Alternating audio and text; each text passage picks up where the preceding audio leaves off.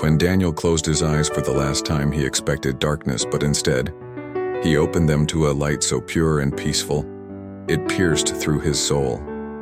He stood, awestruck, before a great throne, glorious, majestic, beyond human understanding. And then, a voice, mighty, yet gentle, spoke. "Daniel, your time on earth is over. You now stand before the throne of grace." Daniel trembled. Was this judgment? The day he had always heard about in sermons? "Yes, it is."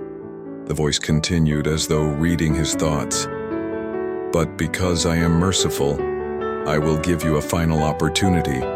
You will spend 1 day in hell and 1 day in heaven. On the 3rd day, you will choose where you will stay forever." Before Daniel could respond, a radiant angel appeared beside him and without words led him away. Daniel braced himself for fire, pain, and screams, but when the gates opened, he found none of those. He stepped into a stunning city. Sleek towers, glowing lights, soft music in the air. People laughed, danced, and enjoyed feasts. There was elegance, freedom, and celebration. A sharply dressed man approached him with a warm smile. "Welcome, Daniel. I'm Lucius. Make yourself at home." Daniel was hesitant at first, but as the hours passed, he laughed, relaxed, and joined in the enjoyment. There were no rules, no shame, no judgment, just pleasure.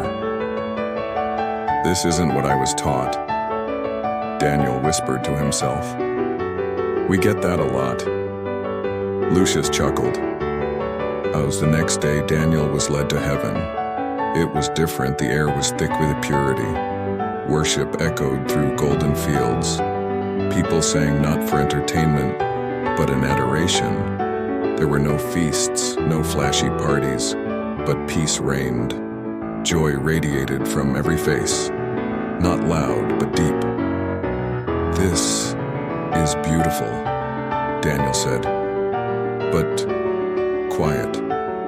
"Here," the angel said. "The joy comes from God's presence, not pleasures." Daniel smiled politely, but his heart was unsure. And so the final day came. Daniel once again stood before the throne.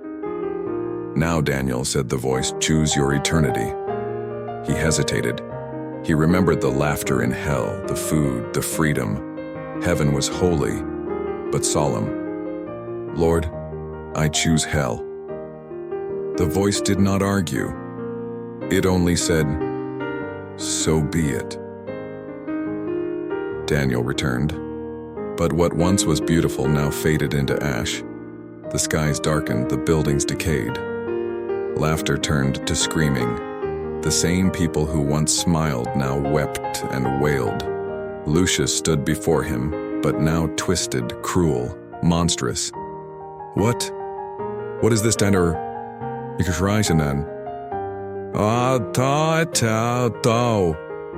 Lucius sneered. "That was the welcome party. This is forever." Demons dragged him down. Fire raged, and as Daniel screamed, he looked up one last time. "God, please, I was wrong."